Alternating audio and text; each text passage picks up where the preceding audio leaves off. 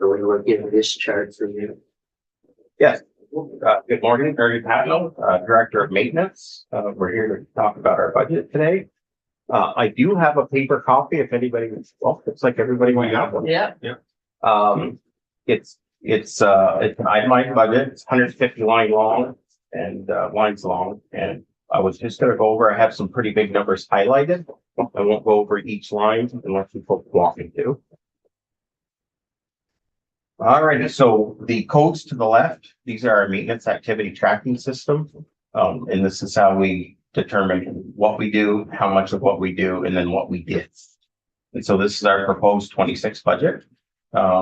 Training by, I highlighted all the numbers over $1 million, and I highlighted all the numbers over 500,000. Just I thought we could hit on those first.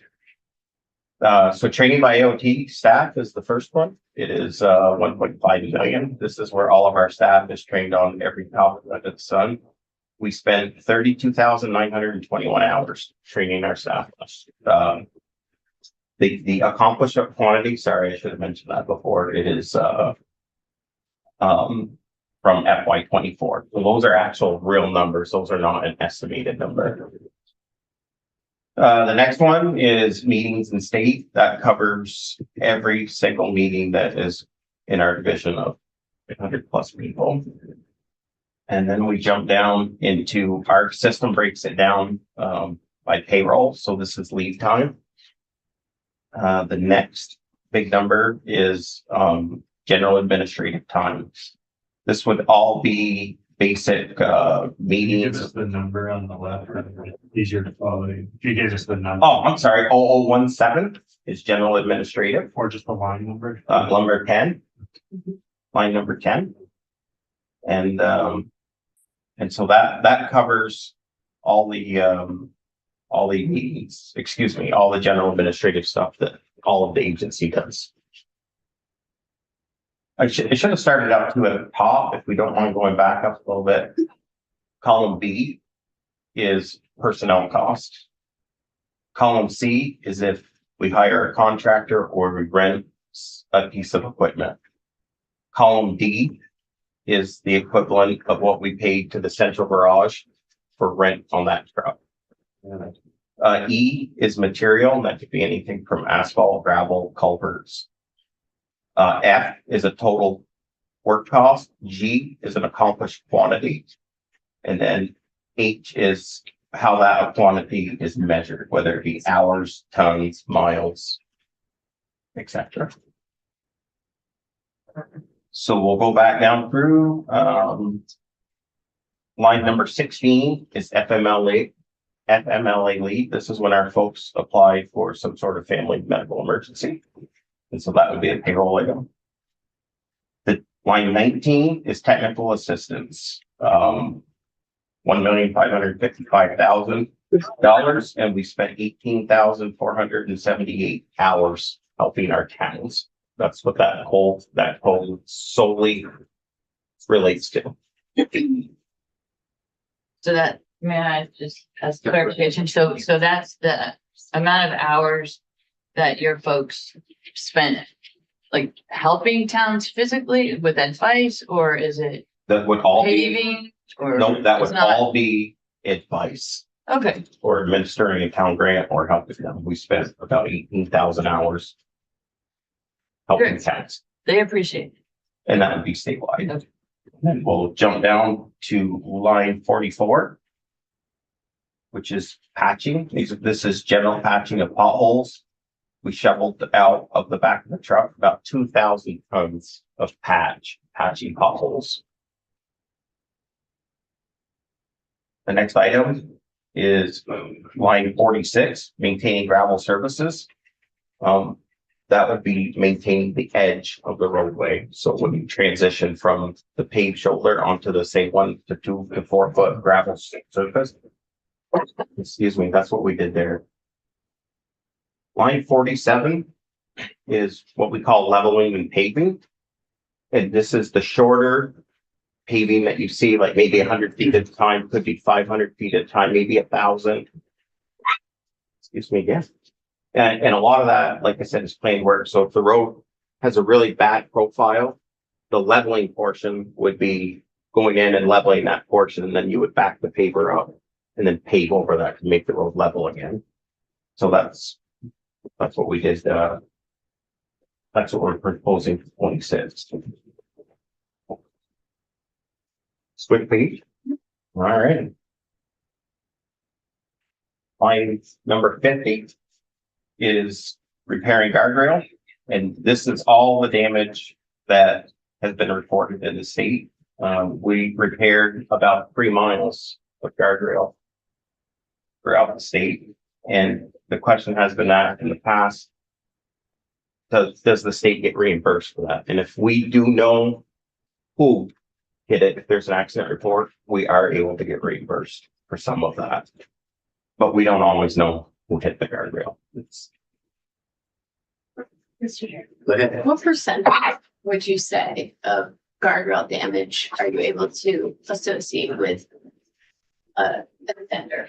I would thank you. I would have to get back to you on that. I actually do not know the correct answer to that. Oh, okay, well, yeah, I guess if you knew 50% or less, I mean, even, If I had to make a really good guess, just from the boots on the ground, and I've been around the agency for 28 years, Yeah. I would say about 50%. oh, okay, If you're asking me for a rough guess. that is perfectly Because a reasonable. lot of times, if the guardrail gets hit in the night, there's probably a reason it got hit in the night.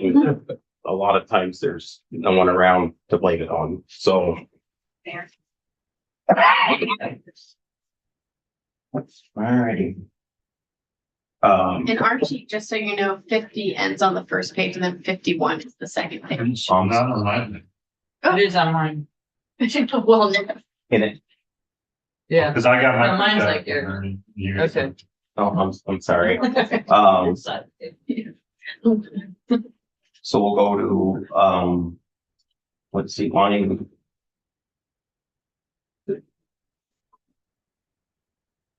Oh, I'm sorry, line 51, collision repair of state asset. And that would be if somebody knocks over a sign or some other type of infrastructure. That's what we are planning on spending in 26. The next line, 53. That's what we do for tree cutting, and we consider a tree anything over 3 inches. That's what our system labels it as, and so that's what we use. Line number 54, cutting brush, another big number. And then line number 55 is mowing, and this is what you see beside the highway. You see our mowers out.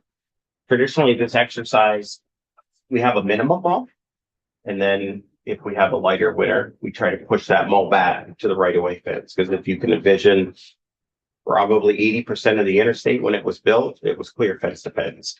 And as that crept in, the trees just get bigger and bigger and bigger. So we, on a smaller winter year, we try to expand by pushing that back and reclaiming some of our right of way.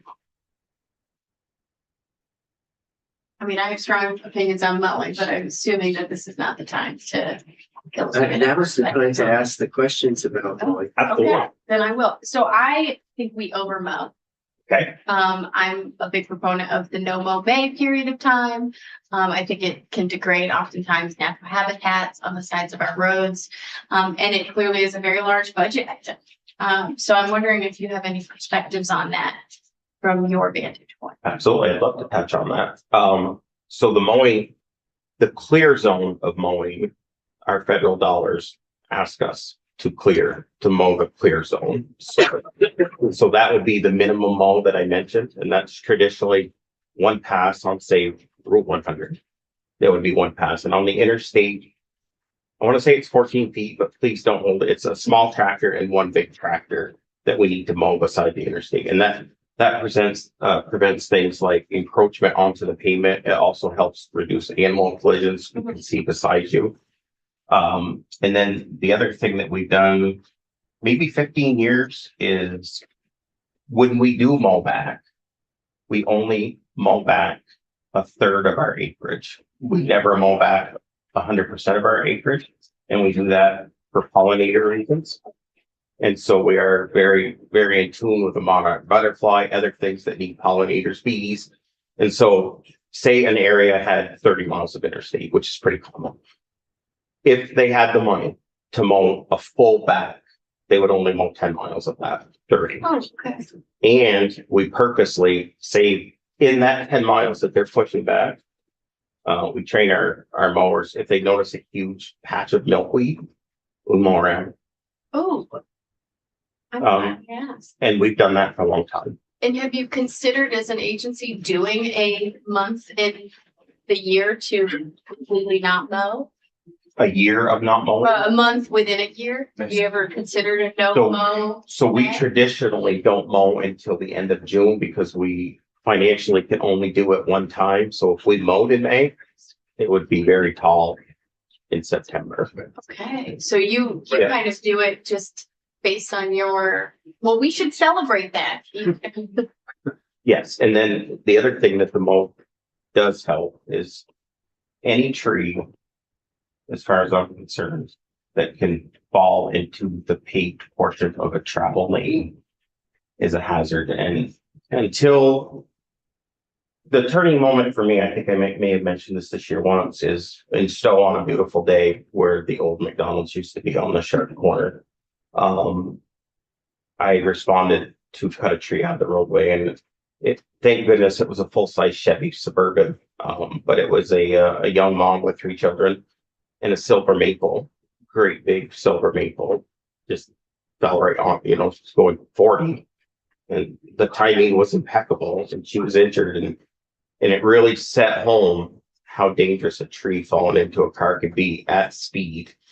So the mowback really helps us prevent that from happening. And that's probably why in the 60s when the interstate was built, 80% of it was fence to fence. Awesome, thank you. Go ahead. Do we not still have a season or a particular time of the year where we don't mow because of pollinators? Or like wild parsnip and stuff? I know back in the past, we didn't mow when they were in their prime so we didn't spread any of it. So the parsnip thing is a really tough one. So normally if we mow in June, it's not, we have missed the seeding period. Okay, And then if we mow late in the fall, it isn't full seed. So we always try to mow beginning in June, finish by July, into July. Because so that's a fairly short season anyway. it's a very short season. Thank you. Parsnip stuff is everywhere. It is everywhere. Nasty stuff. Go ahead. What would be the material cost on mowing? Blades. Small. Hopefully, okay, so it's not, I was thinking of like different kind of materials, so that'd be the same for like picking litter, not to jump ahead, but that would be Disposal of it. like the material cost would be the cost of getting rid of the trash. Yes, absolutely. Do you want me to keep going line by line, or Yeah. do you folks have So questions? here's what I'm going to say to you. Okay, This is, certainly helpful because we get to ask questions about the mowing and all of that stuff. There are a handful of items in here that over time go up and down that people are really concerned about. I'll give you, for example, district leveling. Mhm. Because and particularly if you're going to, we're going to pave less on one side. We get more roads and we get flexibility in the leveling to do that. It's hard to tell when you just give the line item where it fits.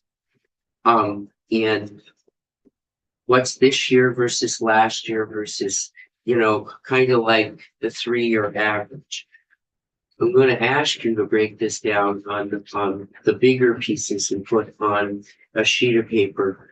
The ones that are light district leveling, it might be the training of your employees, and that where we have flexibility to move in it and give us an idea of where are the ups and the downs in this, okay, so we can see what the movement has been. And what do you think your threshold is? $1 million, $1.5 million, 2 million for the bigger items? To break it I'm down, not sure it's the dollar amount, that always dictates, but, you know, the leveling is, we had a number of years, Route 15 wasn't good. And I certainly remember. because I know you travel that road every day, but, and we use leveling to get us through. Mhm. And people really appreciated when you did that. So that's an example. You know, dollar amounts, certainly should be considered, but where are the places in here that move?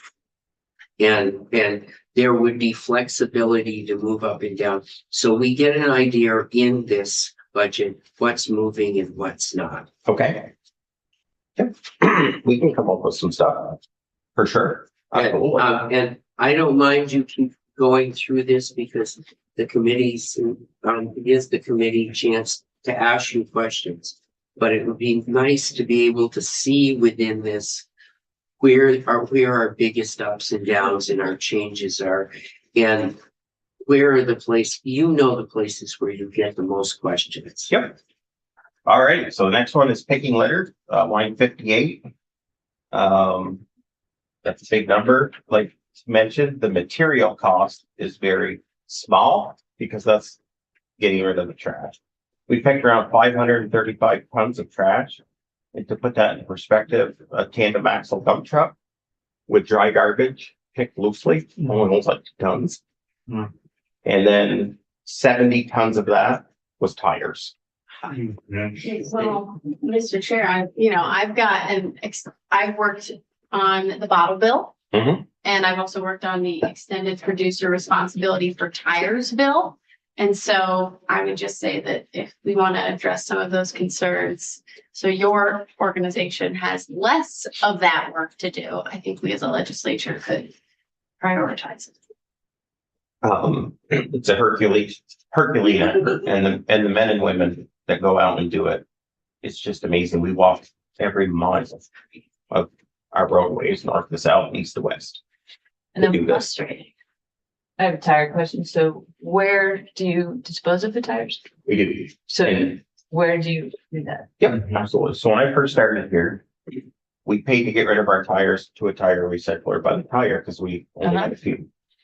Now we have 70 tons of tires, so we pay to get rid of them by the ton in a tire recycler. I think they're out of Maine and they recycle them into like playground rubber chips and recycled rubber for other reasons and stuff like that. Okay, because if you took them to the landfill, it probably would cost. I don't think the landfill won't take them. I'm not heard that. Not Interesting. Okay. I Okay, think so- back in the and day, how much has it that? would. Yeah, usually, I mean, if the landfill takes it, they separate it. They don't put it in the landfill. But what?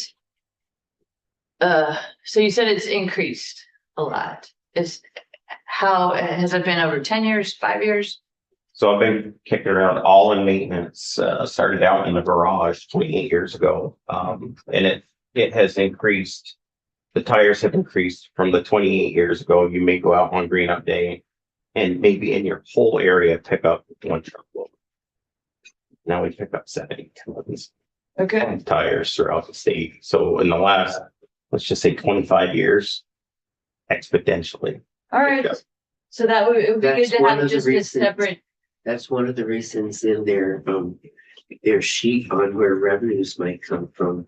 They had some sort of a tire fee. okay, that makes sense. What made you say that maybe some of those increased tires is because there is a disposal fee? And Yeah. people are just leaving them on the side of the road. We had an egregious situation up in Coventry, I think it was. It happens every year. I mean, you're talking thousands of tires. It was a mountain of tires and we were stuck dealing with it. Yeah, I mean, we had to, but. And It was on the side of the road. Yeah. Yeah, and Yeah, and they're frankly, I terrible. would say that that's. I mean, they burn. Yeah. Yeah. Well, Yeah. so the fee should be assessed when people purchase a tire, right? So But that's a It's in the, it's in their, Okay, their overall sheet. okay.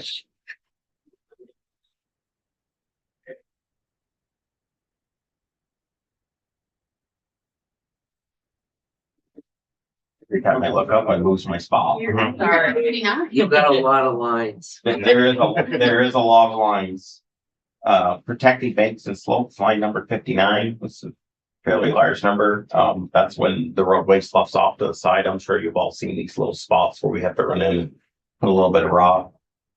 Line number 61, maintaining culverts. This is when we run out, replace a culvert, fix a culvert. We did almost a mile. We replaced almost a mile of culverts underneath our roadways in 24.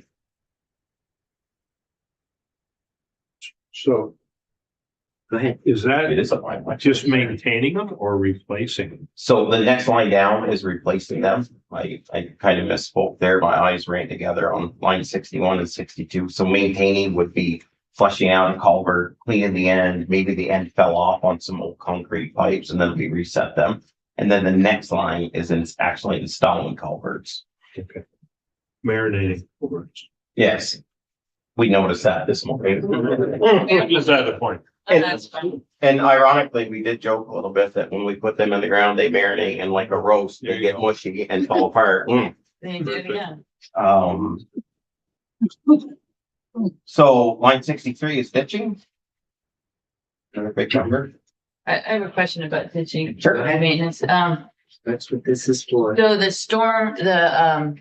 stone line ditches, right, which Yep. are required. Yep. What I've heard on the street was that the way that we're supposed to, the state and the municipalities are supposed to maintain them is to actually take the rocks out and wash them and then bring them back. I have not heard that. Okay. We have to get somebody else in here to talk about that. So how do you maintain them? Because they get leaves and gook, and the point of them, is that the water goes through the rocks.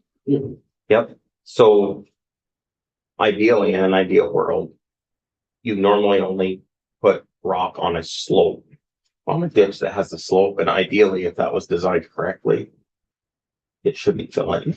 Yeah. But if they do, so you get down on the level part of the ground, once the ground is level, and I believe towns would be the same way, we could get an expert to testify on this. You would traditionally strive for a grass line ditch, which is a lot easier to maintain. Right. That, And there's a slope percentage in there. I don't know what it is off the Okay. top of my head. okay, so you don't do anything unusual for those ditches versus other ditches? No, if it's on a slope, we stone line them because we're supposed to, just like you mentioned, and then Okay. when it flattens out, we would switch to a grass line. Okay. Thank you. No problem. All right, here's one of our biggest numbers in the budget, snow and ice control. And I'll break that one down by line. So B, column B, the first number, the 7 million. Those are wages. The next is rental equipment cost. This could be, the contractor that we pay to have some of our parking rides, most of our parking rides and the welcome centers plowed. And so that's what that number would be. B would be the state equipment cost. This is the equivalent roughly of what we pay into the central garage for the use of their trucks. We pay the central garage by the month, but this program breaks it down in by the hour because that's how we report our usage. Line E is how much we purchased in salt. And then we plowed 1,529,000 miles in FY24, which I did a little fun fact. We could line up 60 trucks wide, 60 trucks, wing to plow, and go around the equator and plow 800 feet wide one time. That is It's an interesting stat, very interesting. So, especially when there's no snow at the equator. right, but I was, so last year I used the moon, right? And I was like, Oh, yeah. why would the truck be on the moon? Yeah, no, that's cool. So we could plow one time around the equator of the earth, 800 feet wide. So, So it's pretty neat number. Yeah. so in this, let's back up to where are we right now in, road maintenance? Yep, We're having a normal winter. we are having a normal winter. And, how much of the budget have we eaten through is, are we on target? Where are we? We are about 50% of the way through our maintenance budget right now. Haven't been in panic mode, but if these daily 1-inch snowstorms do not stop, I will start getting nervous probably in the next 30 days. And The trucks have been out every day. Sorry to interrupt you. They have been out almost every day for an inch. I'm most worried about an ice storm in the spring that just pounds us. Yep. Because those go, but we're halfway, where in the course of the winter, where should we be right now, with your estimates when you built your budget? I would feel a little more comfortable being at like 40%. We have used a little bit more salt this year than last year, which makes perfect sense to me. Well, last year and the year before weren't much for winter, so. Yes. Gotta look for that number. Right?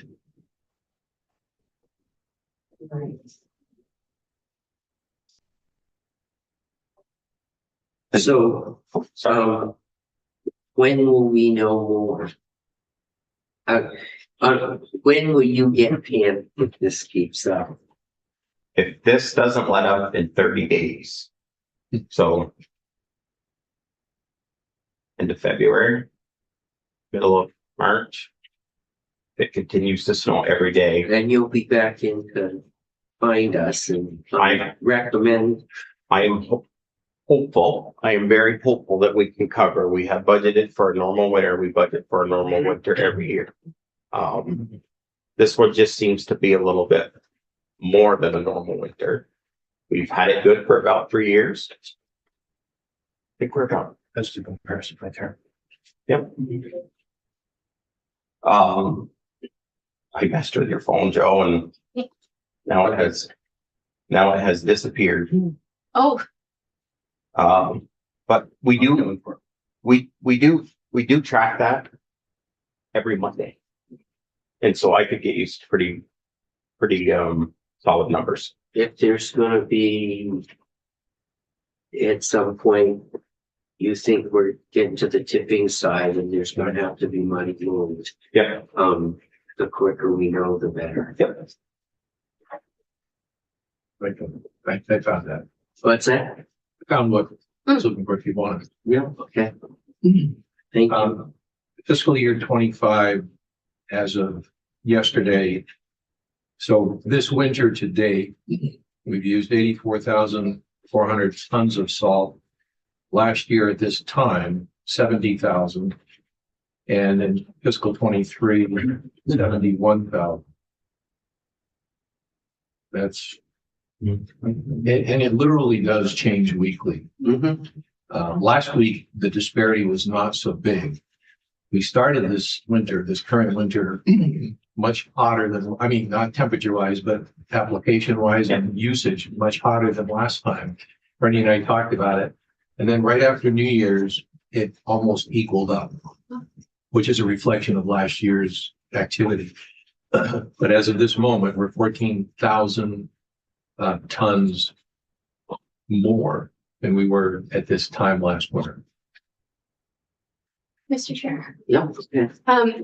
One thing that comes up quite a bit in my district, since we are right on the border of New Hampshire, is people are always comparing what does it look like in New Hampshire? What does it look like in Vermont? And I had a New Hampshire representative tell me that they had a different standard that they go by when it comes to plowing, that they have a blacktop standard. We don't have that. I was wondering if you could give me any information on that. I would love to. I could forward you our snow and ice control plan. We actually do have a snow and ice control plan. It's been around for a long time and we strive to hold to that plan. And number one, that's great for budgeting. It's also great for the environment because we're holding to a plan and it's color coded. It is a great plan. So the interstate is, say, an orange road, and you flip back and you look at the orange road and it says, this is what you should see. Okay. And this has been around for a long time. I really appreciate that style of doing it because I oftentimes hear from constituents who, at any given moment, they want to see more plowing, more salting, more sanding. Fair enough. But I also think the use of resources and when we can make decisions collectively to not be on the roads, we don't want to encourage people. I think a blacktop standard actually can have the opposite effect oftentimes for road safety because people make the assumption that they should be out on the road because there will be professionals managing it. And guess what? It's impossible for them to manage it at that level. So you end up putting people with an expectation of safety when there really should not be one. So I actually, I'm Vermont biased, but I appreciate the way we do it because I think it leads to people making informed decisions rather than risking their safety on the road because they expect it'll be clear for them. I'll make sure we get a link sent That would be great. And I think we actually to do. the committee. Yeah. And the other thing about our snow and ice control plan, it clearly states Vermont is not a clear bare pavement state. We are safe roads at safe speeds. There you go. Is it different than New Hampshire? I actually don't know the answer. I believe we're the same. Oh, they are. If I may, Bill Cass is my counterpart in New Hampshire, they're called commissioner there. He and I, we spent a day together on various things and he commented to the thing exactly you're saying, Senator White, that people in New Hampshire look to Vermont and complain that the Vermont roads are better than the New Hampshire. And they do not have a bare road Oh, policy. they don't. Okay. Right. That's helpful to them. Yeah, well, if you're traveling from away, you probably stay right on the interstate and the Right. bigger roads. Right. And when I drive through New Hampshire, I rarely take any of the back roads in New Hampshire. Right. So. Yeah, right. It's, yeah. Yeah. And that might be something to just let folks know, like have a sign out saying, Vermont is a safe, whatever. Just so that people know, Right. especially people who aren't from here, because we are getting a lot more people. We've got those great electronic billboards. Yeah, those could. All right. It's good to know. Line number 68 is taking care of our winter equipment. This specifically kind of relates to like the plowing gear of the truck, the wing gear, the lighting, stuff like that. The major cost here is labor. And then when you look at materials, that would be plow blades and stuff like that, to keep those trucks running.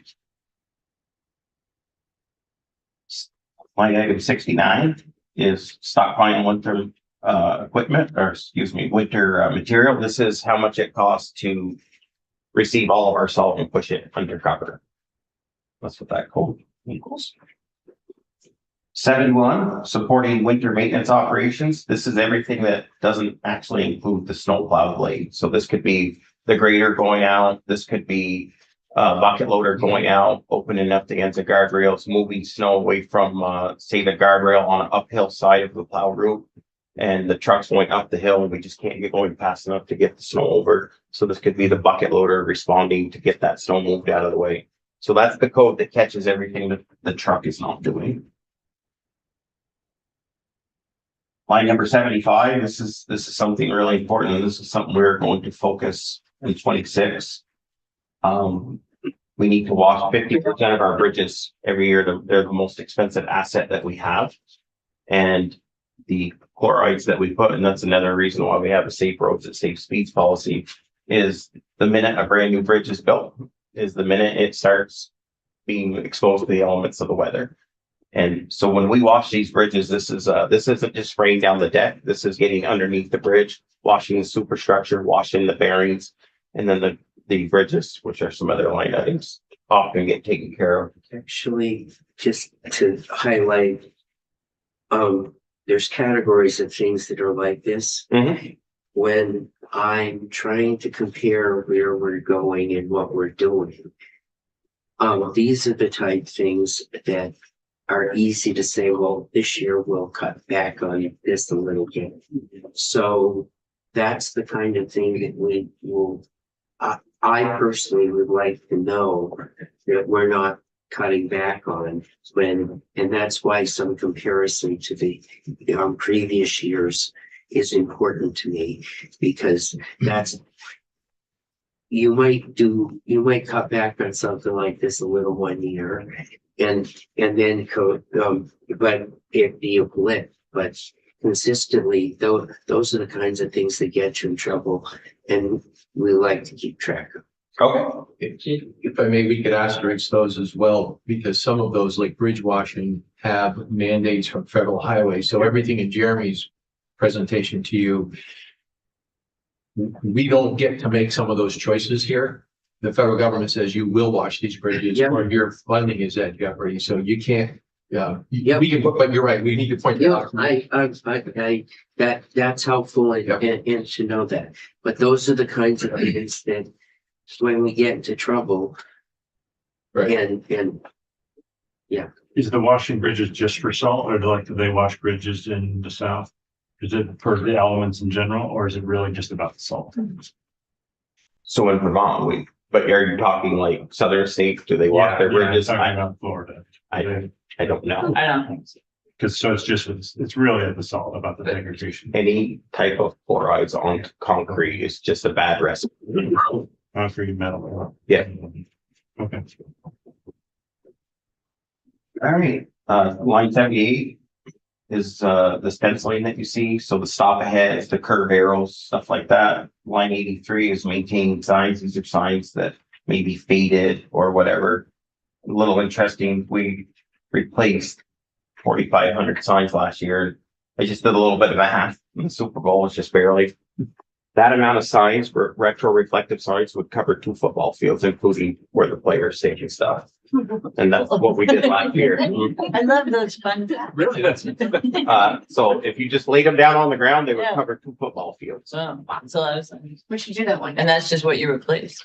Yes. Yes. So what percentage is that of the total? Oh, Just you got me there. Okay, okay. I could give You you that probably do number. like every 10 years. You But we have about replace everything. 64,000 signs. We know the number. Wow, It's in our asset management plan. cool. All right, let's get to line 117. Can I ask you a question? Absolutely.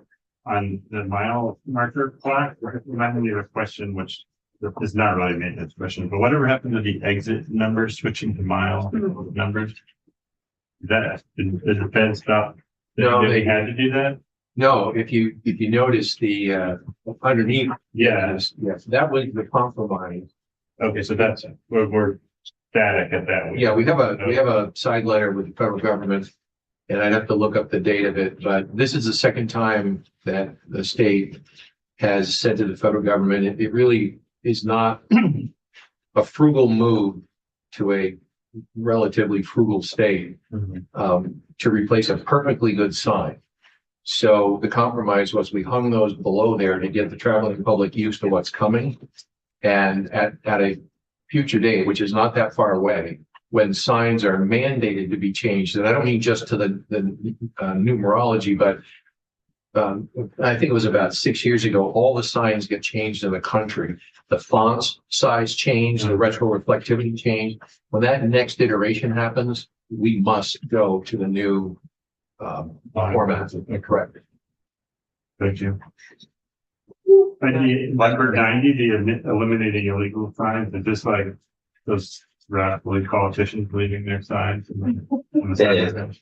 Wait, how much, where is that? And the realtors. And the realtors and any other sign, and Advertising, so. I will say over my career, that has changed. It used to be thou shalt not be ever a sign, and now we're a little more selective because we have a lot of things to do. As you can see, we have 130 activities right here in front of you that we try to do every year. Well, I was surprised to see it's only 132 signs. And those 132 were egregious violations right at like an intersection. So if you're sitting in your vehicle and you go to look and you can see nothing, the sign comes out. If it's a long straightaway and we're changing culverts, You're not gonna go. I mean, it's just one of those things. So that has been dramatically reduced over the years. So that's where my signs went. Yeah. And then there's normally a little fun at this table because this has come up many years. And then they say, well, you only pick up Republican signs. Pick up Democratic signs. If you don't behave, I'll come and put a sign on your lawn. Yes.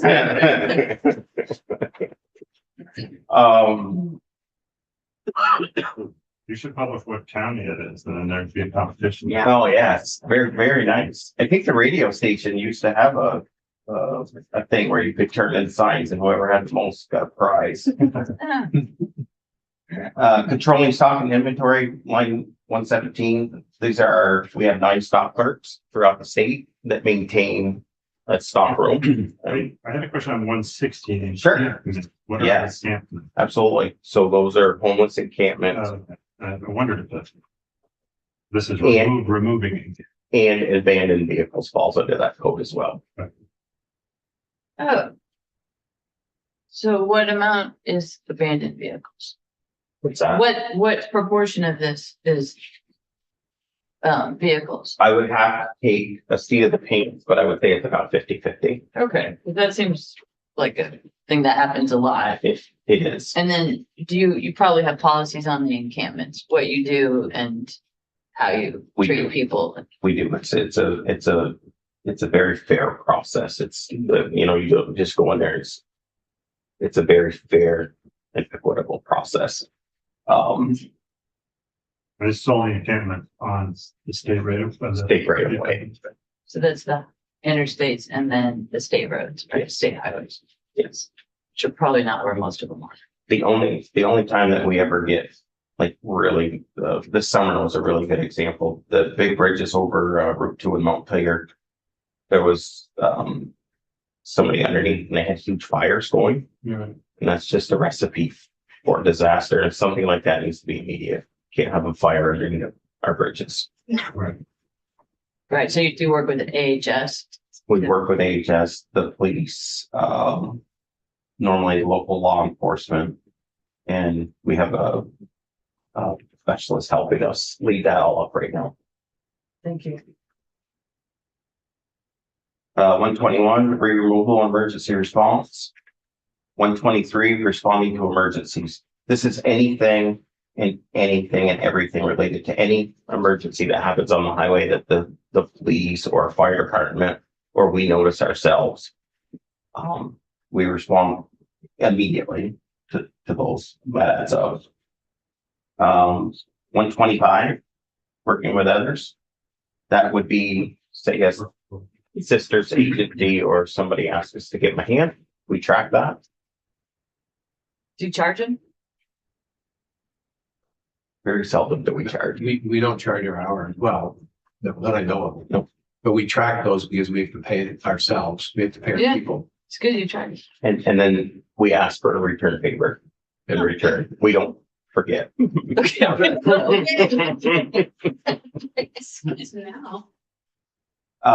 126.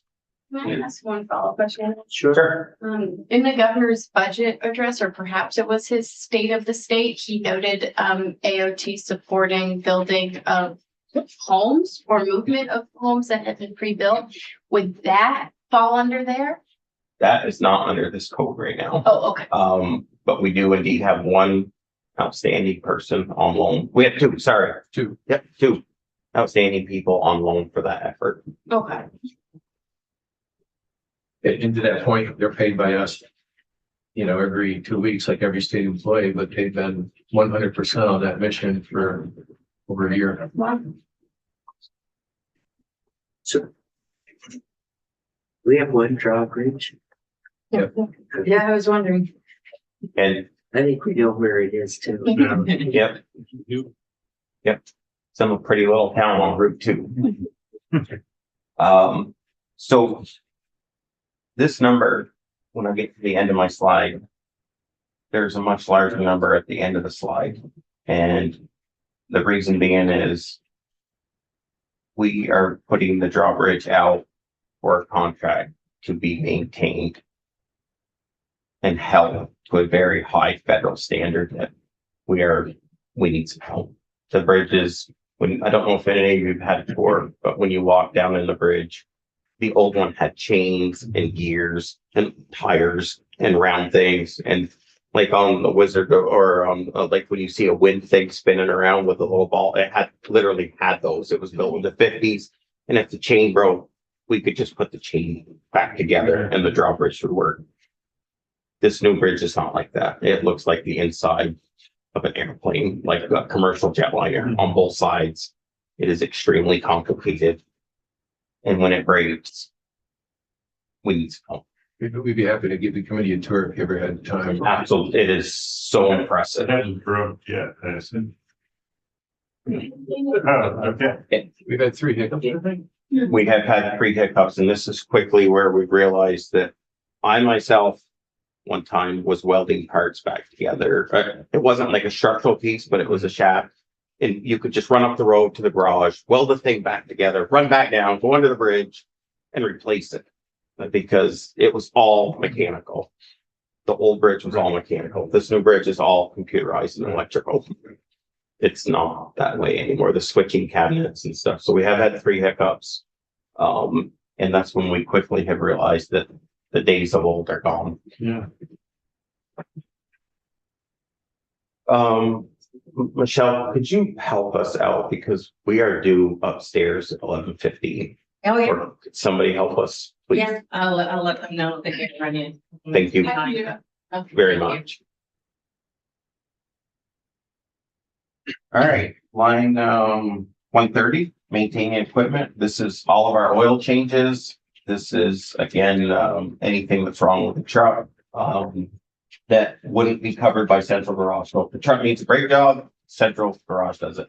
If the truck needs to be greased, oiled, cleaned, anything that the driver can do to prevent it from going to Dave's shop all the way in Montpelier, this is what we do. And at first glance, that's a lot of hours. But we have 350 pieces of large equipment, if you will, between the trucks and excavators, backhoes, pickup trucks. And it adds up to a significant number. 131 is transport equipment. This is when equipment has broken beyond repair, and we transport that equipment to one of Dave's shops that are located all over the state. And we have a code that tracks that.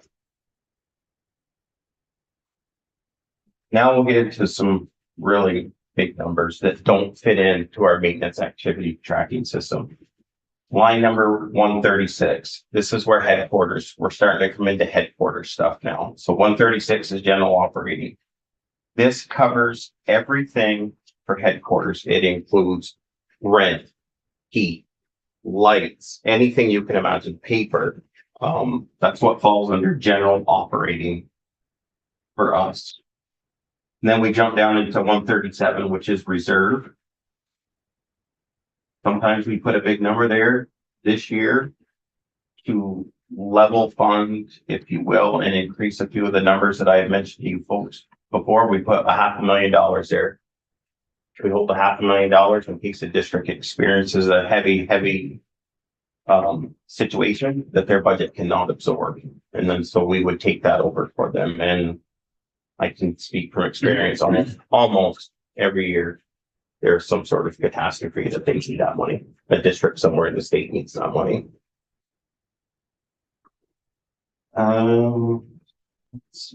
Major building maintenance, $1.5 million.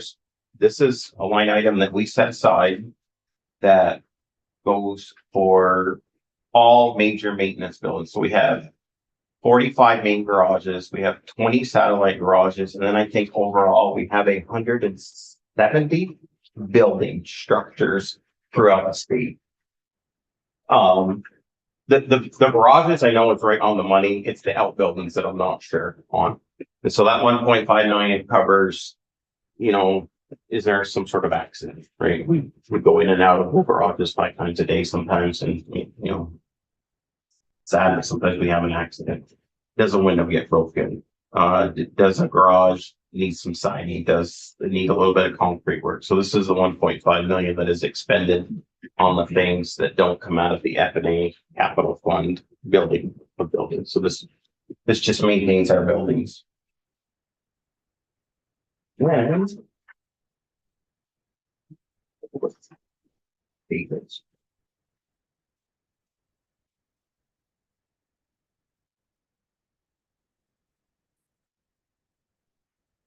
we get to line 144, and that says bridge maintenance. Now, this is different than all the bridge codes up in your line item budget. This is to hire contractors for those medium-sized jobs. So Jeremy's group comes in and talks about building a brand new bridge. I come in and talk about patching a pothole. It's in between those two. So say the fascia is falling down, or the curbing on the bridge has rotted beyond thing. Say there's a road that needs 10 plug joints done. These are the things that fall in between that major replacement and then what the district personnel would do. And we fund that every year, around 2.5 million. A little side note, I don't know if Jeremy's mentioned it, but we are going to try to increase this number through a different avenue. This majorly underfunded. We need, like, I think Jeremy's going to up it to about 15 million under his program. So it's something we need to work with our federal partners on. 147 is the drawbridge. This is currently out to bid. We're speculating it will be a $1 million contract. We don't have the bids back yet. It's out for RFP right now. There was an on-site visit. Yep. Probably knowing 2 months. Yeah, we should have an executed agreement by 2 months. I believe the bids are due at the beginning of March. Okay. That's pretty full operation and maintenance. Full operation and maintenance, and including all the new regulations and documentations that go with it. So we presently spend how much? On the old bridge, we spent like 365,000, whatever I was. What did you budget for FY 25? Because we were going to maintain it. Now we've decided not to. Right? Yeah, we were at like 400. I have it back here. I gotta find it. That's okay. I have it marked right here. Just gotta get to the right sheet. Yeah, had like 126 under there. But we need to do something different. We quickly found that when the bridge got stuck up in the air. Right. Go ahead. Would you look to the bridge manufacturer for that help, or would you look for who would you find with expertise in that area? So that's why it went out for RFP, and that's why there was a visit up there. Is we're gonna need like a major general contractor that can. Who's experienced in that There- stuff? There is indeed companies throughout the United States that solely maintain drawbridges, and we are one of the very few states, if only state, that have undertaken trying to maintain something like this ourselves. Yes. Would that require them to relocate here? I mean, bridges you can't pick and choose when one's gonna go down, so if you don't have that guy locally. But you need to have a person at the bridge anyway, right? Yeah. Yes. So the bridge is 7 days a week, 12 hours a day. And so the hope would be is the general operator. This is the hope, right? We don't have the things back yet. Would be the general operator that pushes the buttons to make the bridge run. Also would be like a trained, okay, this Right. switch could be causing this bridge to be stuck up, or this wire in this huge cabinet could be the right wire. With your 126 budgeted, that included the operators, and that was like what you estimated. That was basically the operating, and I can get back to you the number that we had for last year that headquarters helped out with. I don't have it in front of me and I don't want to miss But it it. did include the staff, that was for labor hours. I suspect what we paid last year is not what headquarters helped out with. No, I believe that the staffing was through District 80, the temporary employees. And it just so happens, I'm pretty sure we had a special event set up for this, so I can give you a really Yeah. accurate number. Right. I just don't have it in front of me. What's the season on that? Oh, boy. May 15th to October 15th. And then with a 24-hour notice, we open it Anywhere, Any other time? year round. any boat that needs it can ask for that. Yeah. And people do, there's a few boats who come to mind. The Canadian government has a research vessel. UVM has a research vessel and the Coast Guard. And the state park. Oh, yes, the state parks have one and then the Coast Guard cutter that stations one side or the other has to have the bridge open as well. Let's see. Down here, I had mentioned back with leveling and paving that we get back to another number as well, and that's $1 million. This is a number that we've had as a placeholder for a while, and this is for emergencies, longer segments, and sometimes every once in a while, a road rises to the occasion of having to be paved quickly, which Chair mentioned. And this is a line item we hold for $1 million for when that happens. And those were the big numbers. And I know that was fast, but like I said, there was 150 lines there and I'd be happy to answer any questions or go back to anything that you would like. No, I think at this point, you need to be upstairs. And, we will, if you could, look by categories and give us an idea of where the movements are. Okay. That would be helpful. I know you had, another presentation, the higher view presentation, so we can work with that, sometime, but We touched on some of these. yeah, but some of it you already touched on. Thank you. All right. Thank you. We'll do Yeah. it again next. We- I am. You're 100% right. We primed you. We've got a half an hour. Okay. We broke the end, so it should be And easy. then- Good and then seeing you, we're Paul. gonna- Thank you. Yeah, you should reschedule.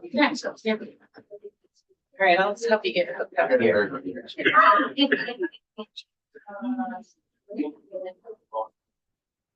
No problem. So, that's all we're on. Okay, you take like.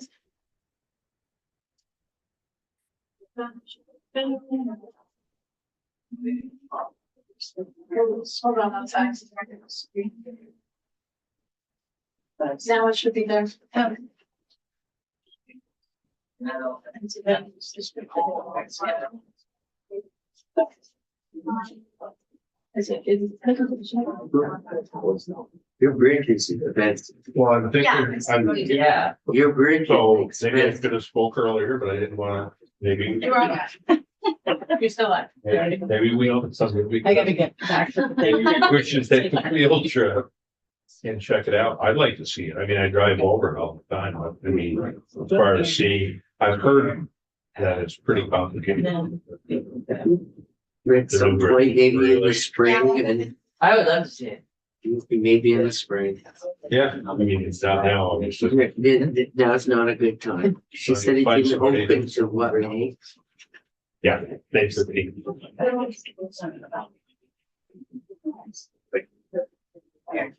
You should be set. Looks good up there. Morning. Morning. Thank you for having me. My name is Dave Thurber. I'm the superintendent at the Central Garage. I have been there. I started there in 1999. I started as a mechanic on the floor over the years to get into this position and,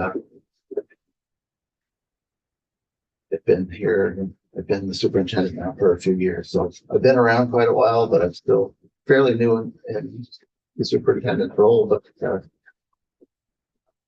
been around it for quite a while. The central garage has been at that location since 1919. And back in the day, they had horses and they rented out everything, shovels, the horses, I guess. And so that's kind of interesting. The current building was built in the mid-50s, and after the flood in 23, we've been looking at moving up on the higher ground, and that is in the process. So we've been flooded before, but we never had 33 inches of water at the shop until 23. So it was interesting event for sure. Todd is unable to be with us this morning, so I will go ahead and get started. I did not do a line item. We don't want to line item. But I was just gonna say, if you'd like to see, We don't. dive into that, okay. So here's the central garage budget. In fiscal year 25, there was a 1.1 million reduction that came out of the equipment fund, but was given back or will be given back, and that initially was for purchase of electric vehicles for the fleet. Unfortunately, right now, manufacturers do not offer a lot of equipment or vehicles that fit the use of the central garage fleet. Heavy construction equipment is either really big or quite small.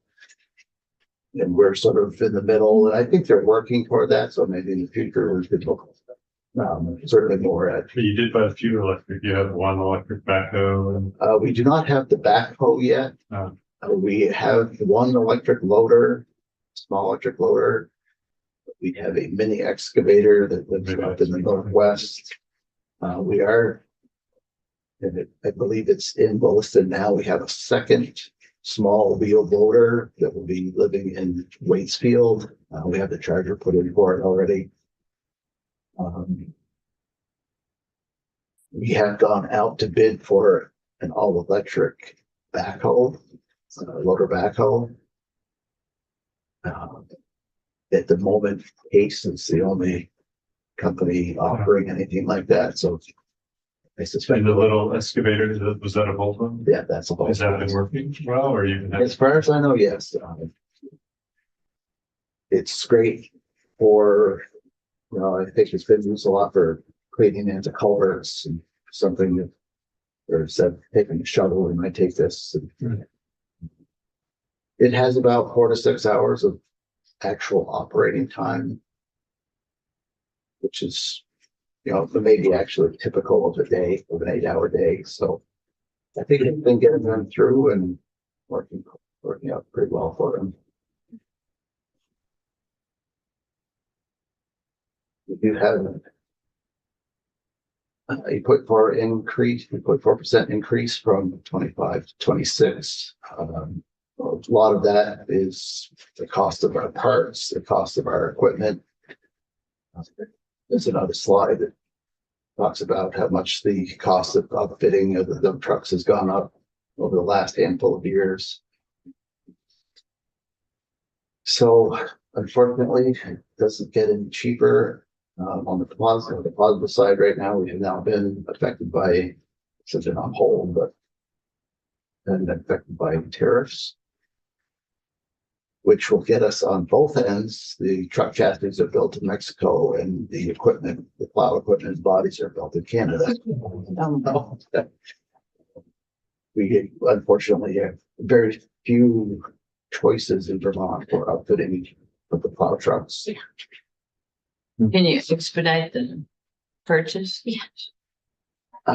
Unfortunately not. It's been hard to get truck chassis recently. We have a number on order. It's just a matter of waiting for them all to work through the process. Our equipment fund, the equipment budget is based on a supplemental transfer from the T fund, which increases by about 3% a year, if I remember correctly, and it sort of gives us a a buffer for inflation. It's appreciated. The depreciation of the fleet, which is $6.7 million, and then our surplus sales, which is the sale of all the aged out equipment.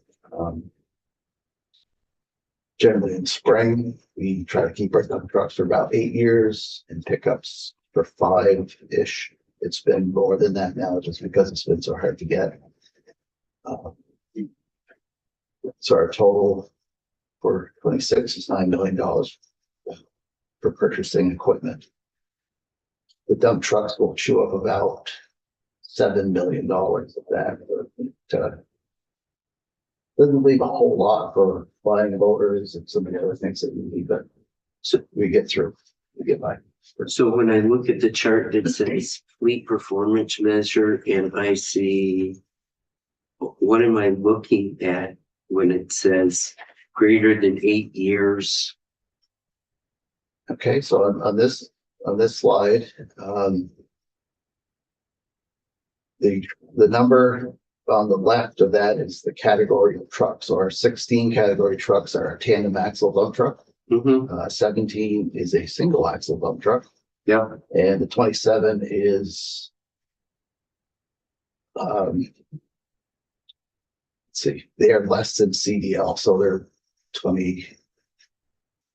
So 25. when I look at the 17s and I see 68 that are older than 8 years old, should I be concerned? So actually, there's 13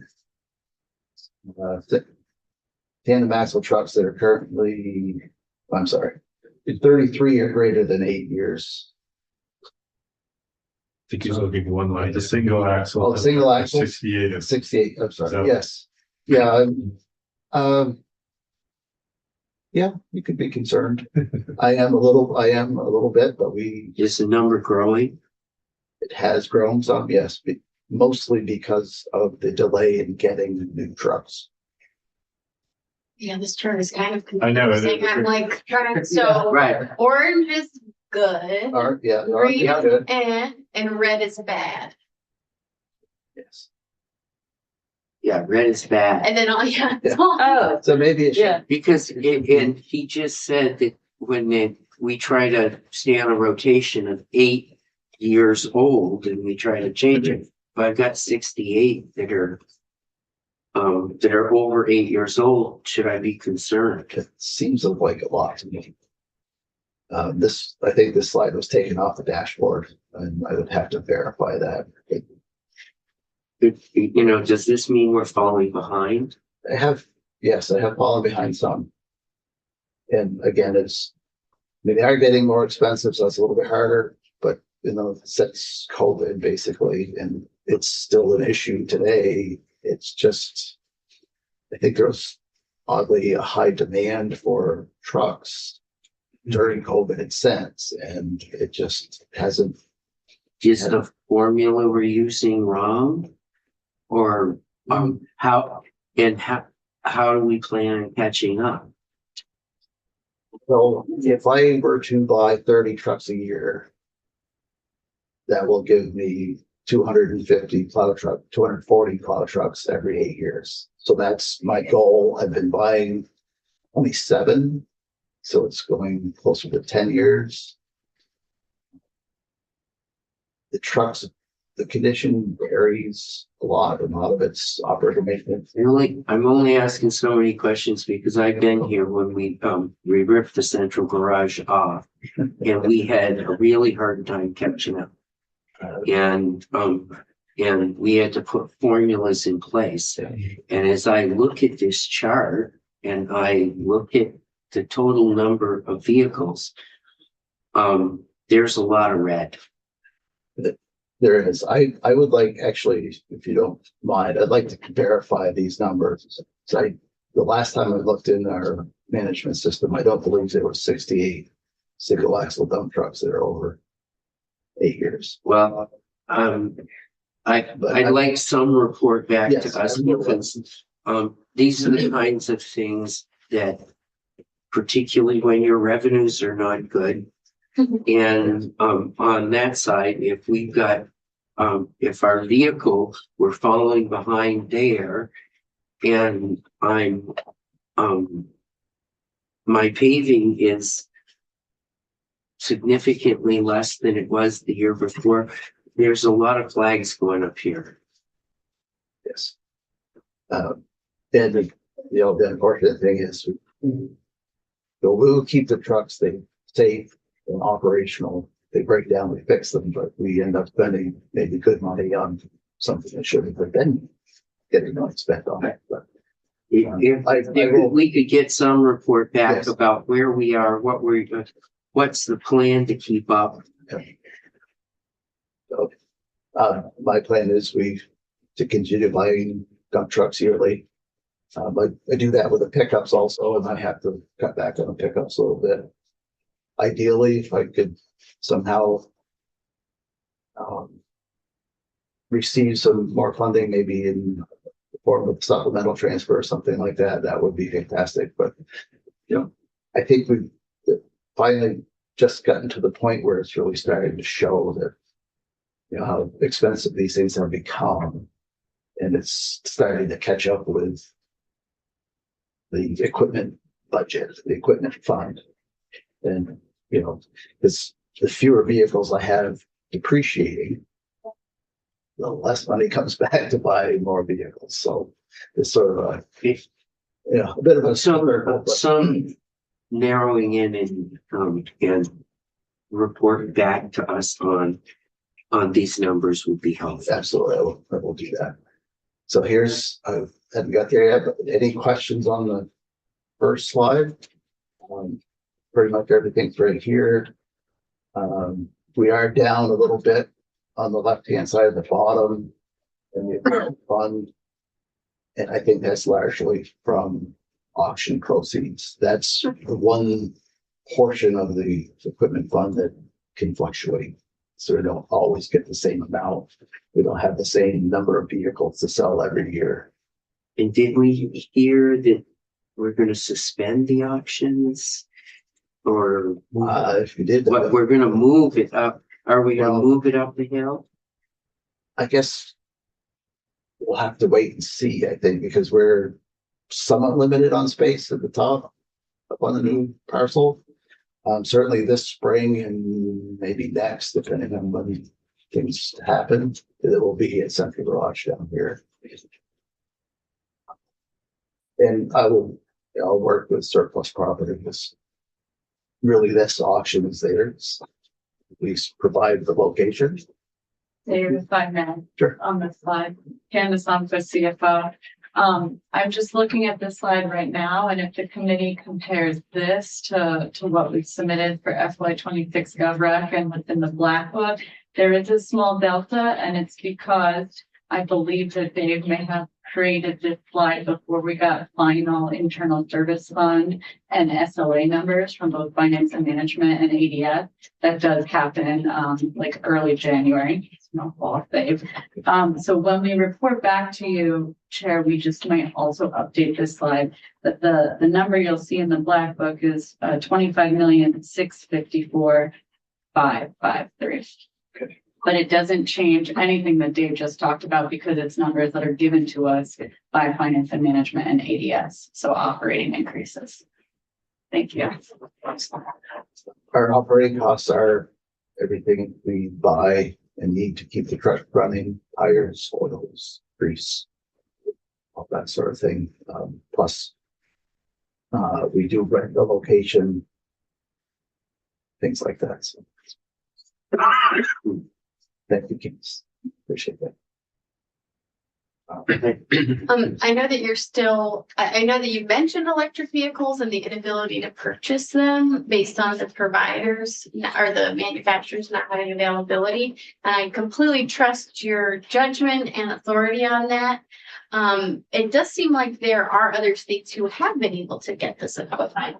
When I was doing some research during some prep for the National Conference of State Legislators, it seems like California has been able to purchase, I mean, they're not doing snow, but they were able to purchase quite a significant percentage of medium and heavy duty vehicles for their own road maintenance. And I'm wondering if you could speak a little bit to that.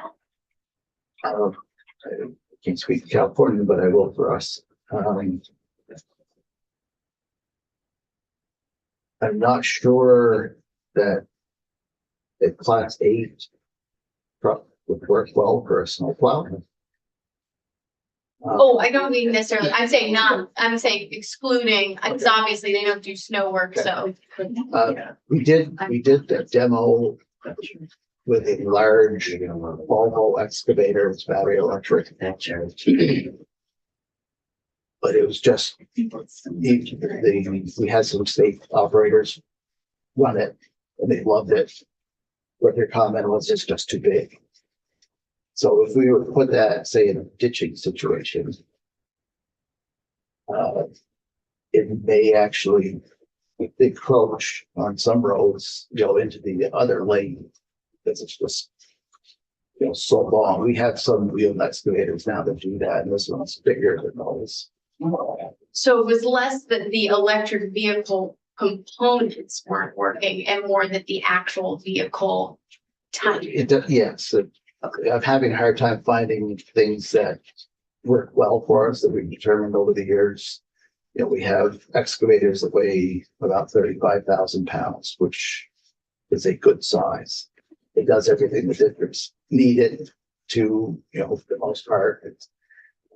They don't do everything, but they do a majority of what they need. And, as far as wheel loaders go, there's a lot of them on the market, but they're really big. So they're a 5-yard bucket, which is, don't have a visual like Ernie had, but typically our buckets are 2.5 yards and they just fit into our bodies. So we don't spill a lot of salt when they're loading their trucks. A 5-yard bucket is longer than our tandem bodies.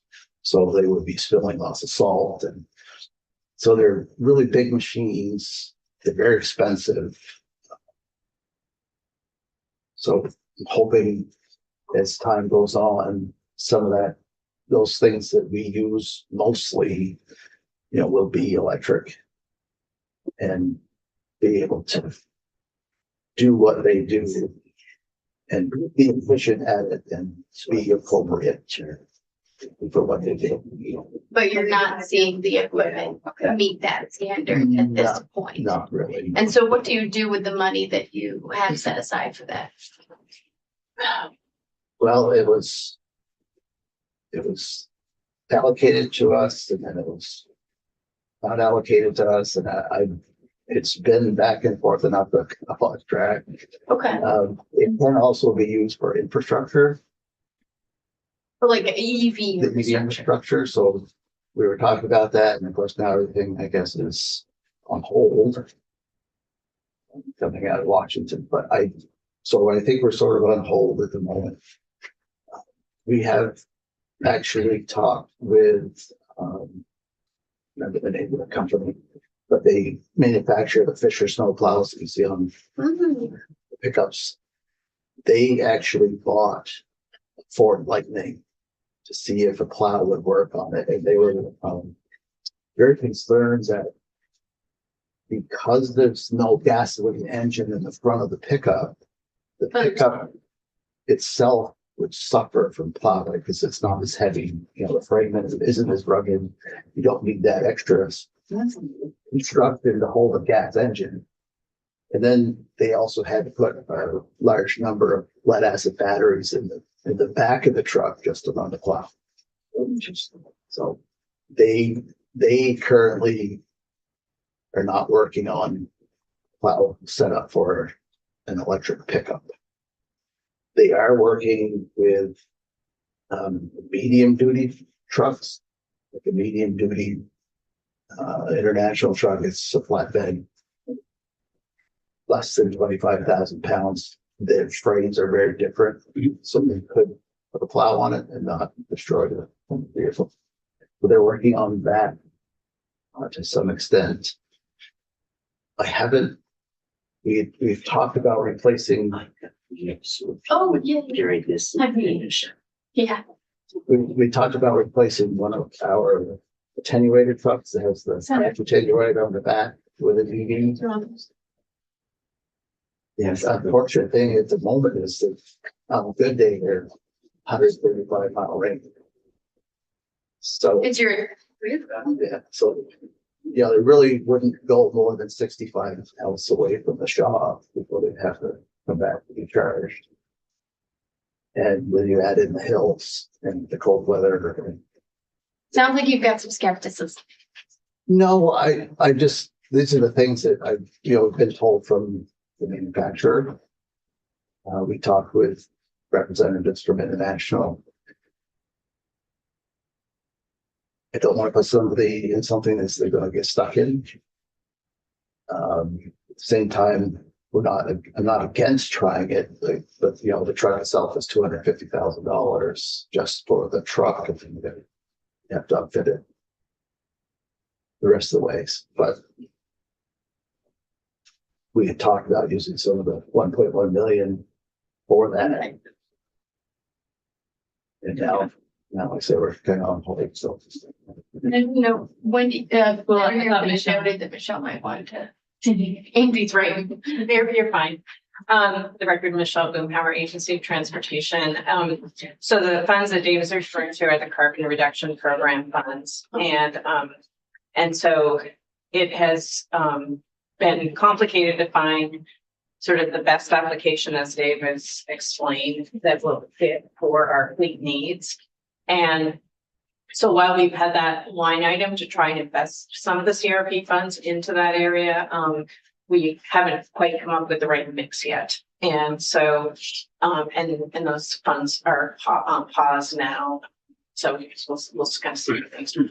And can I just do, since I'm in the hot seat now, I just want to get a sense of our agenda. I believe we have Dave on, but then we have Michelle listed, Jana and Maureen. So are those folks waiting for us? Okay, No, we were gonna reschedule Michelle and all the people that So- followed her. we have until 12.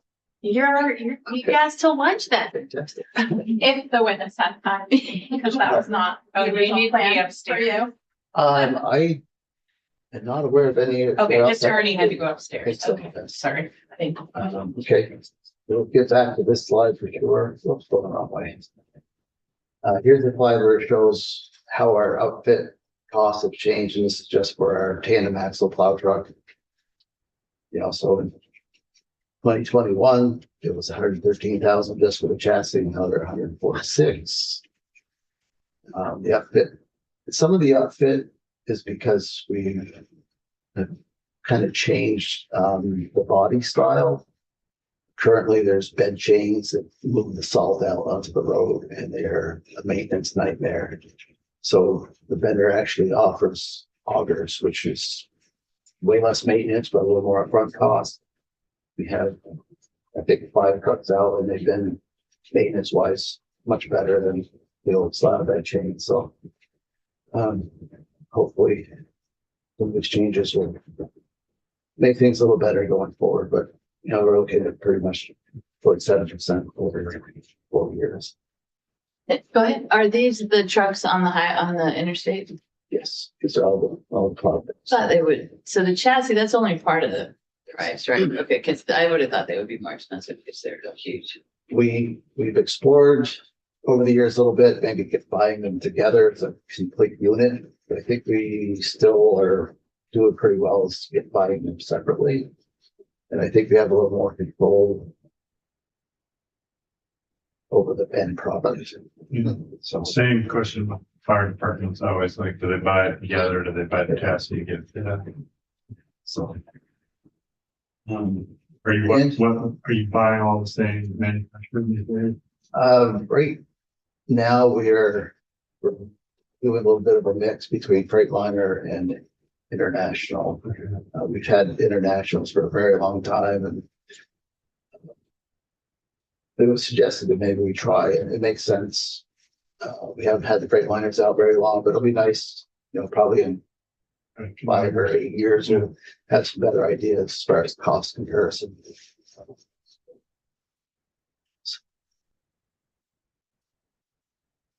Here, this slide is, but just kind of doing a little comparison between an 8 and a 10-year-old truck. So this truck is 10 years old. And over those 10 years to the day I ran this, at the time I ran this report the other day, we spent total $367,000 keeping this truck on the road over its 10-year life. And that's, you know, all our PM services, there's fuel costs in there. Commercial charges, which is something when we might actually send it out to have something repaired because we're swamped otherwise, or, you know, we try to do as much as possible in-house, but sometimes we use our vendors to help us out, get things back in service. The initial spike that you see is actually when it goes into service, the way we capture the cost of the upfit, it shows up in this report.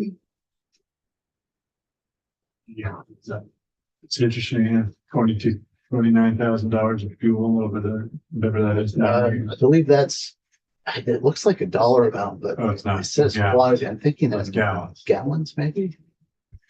We have an issue with actual from WEX. We don't get their gallon report anymore, which we need to work on. So we can get better information. Well, yeah, because if that says no, what you guys would be zero for a Yeah, while. we don't track the oil in this. Okay. That all goes on a work order. So that fuel, since it's gallons, probably is not part, that's why it's over there, it's not, oh, it does say quantity. Yeah, and then So it's not part of the cost. on the left side, actually, is the fuel. It says 96,800. Assuming that would, Oh, it's- it works out to about $3 a Yeah, yeah. gallon. Okay. And I know it's more than that now, but 10 years ago. it was- Right, it'd be interesting. And then you sell these vehicles at the auction, Yes, and who's buying 9-year-old vehicles? we have a variety of customers. People that drive around the fairs? Yeah. We've had customers out of Maine, out of But are Canada. just like smaller towns that can't afford a new one, they buy old ones? We Or have they- some towns out of Maine come in. Yeah. Some of them are resellers. They buy them. I think they can turn around and just. So about for reselling somewhere else? Yeah. We have one customer from Connecticut that I think has 10 of our old trucks plowing Yeah, as a contractor. I think he's good. and then but you don't calculate, you don't track the sale cost as part of this. We do at the end. It'd So, be interesting to see if different models or yeah, things have a better resale value. yeah. So, we do that at the end. So if I, So this truck this is truck is still operating. Yes. And here's another tandem. It's years old.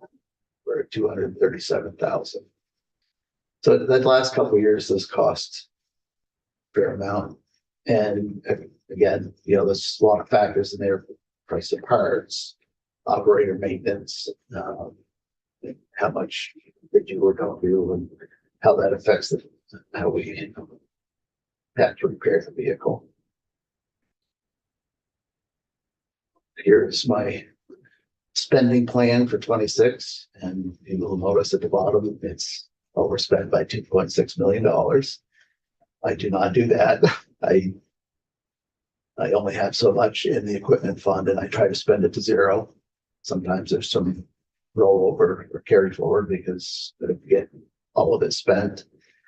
It's just, I like to leave that negative number there. So when I look at this, I can remember, yeah, this plan was a little aggressive and I need to adjust accordingly. So so the 2 million is not that you overspent, it's that you underspent. It actually, if I were to buy everything here in this plan, just as it is, I would overspend by 2.6. Oh, okay. So, okay, I see what you're saying. But I don't. So, Just a quick, so that 27 units of the plow truck, that's what you wish were 30. yes. Okay. I'd like to get to 30. Get back to 30. And 27, you'd have 29 and 27. Yeah, so, You can't buy them all because then you'd be in the thing. right, But you won't, you just know because some things you just won't be able to get. in Right, this so- year. You might order it, but not. yeah. Because the dump trucks take so much, I will stick to my plan of buying dump trucks, and then the other things down below, I'll adjust accordingly. You know, if for some, no, we're buying.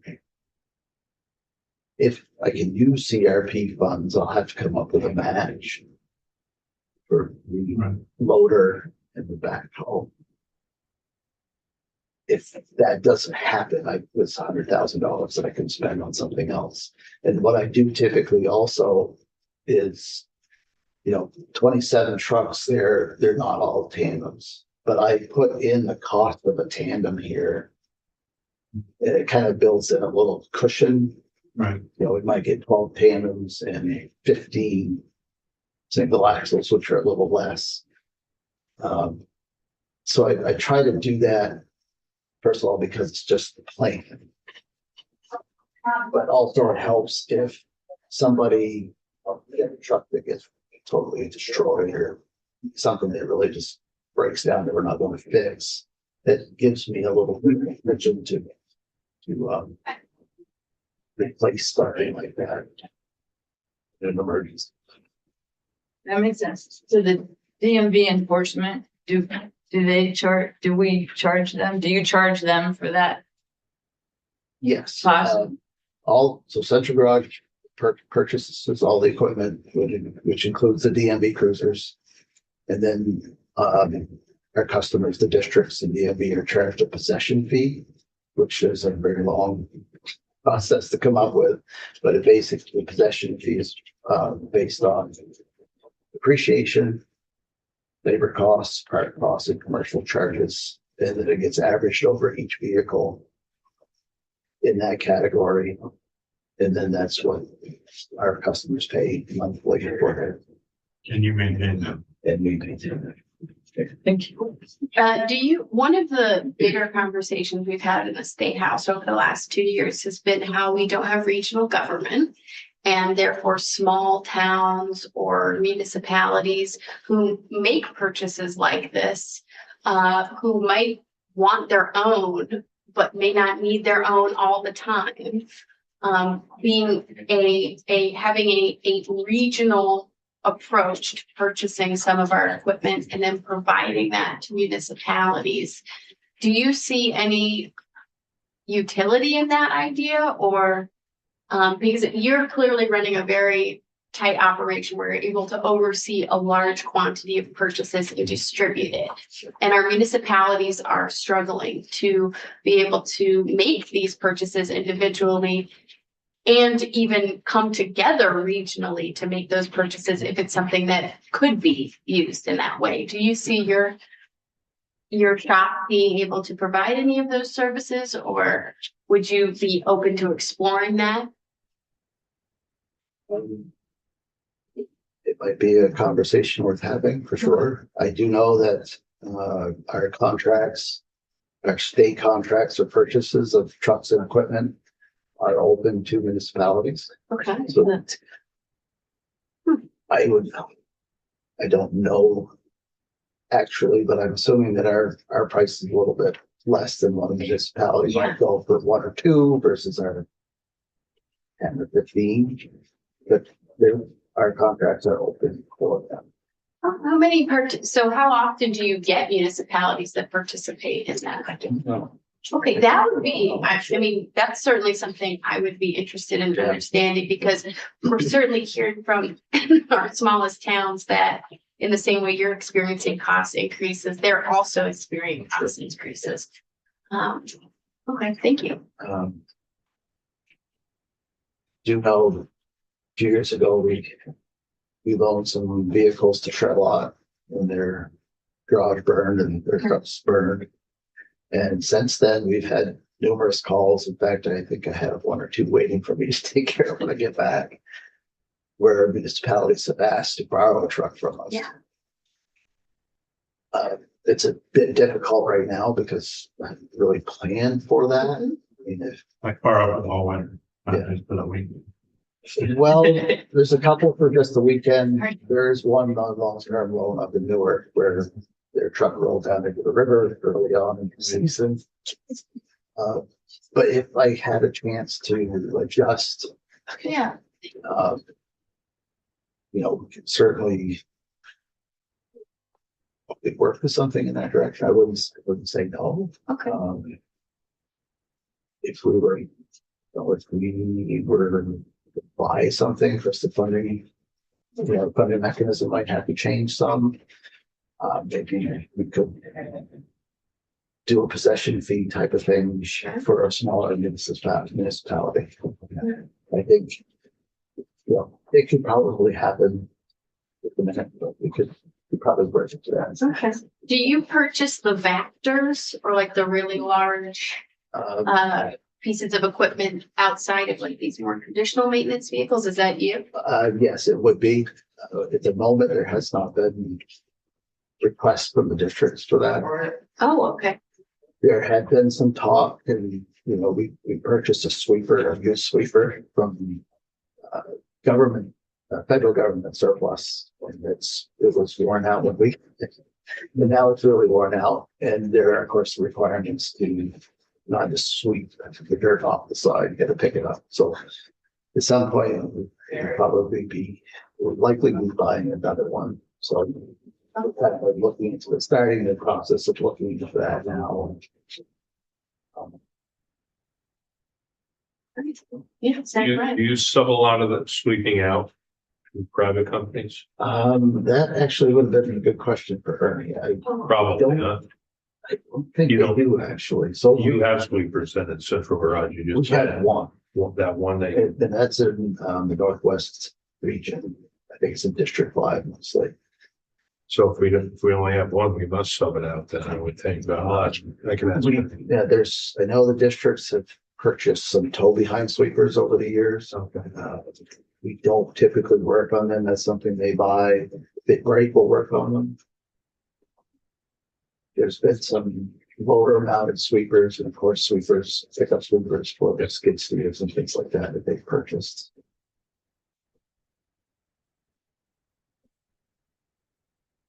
I think that's your last slide. He's only on. Well, we did that. Yeah. Yeah, we're good at it. Thank you so much for your service to our state. How many years did you say you've worked for us? Then my 26th. Well, we really appreciate all the work you do. It's been good. It's been good. So Is there anything else you want to share with us or any other questions before we adjourn for the day? Anything? Good. Okay. anytime else, I appreciate the opportunity to come down and tell you a little bit about Central Garage. My email is like everybody else's at Vermont.gov. So if you ever have any questions, and I will look into that slide with the number of trucks that are older than years.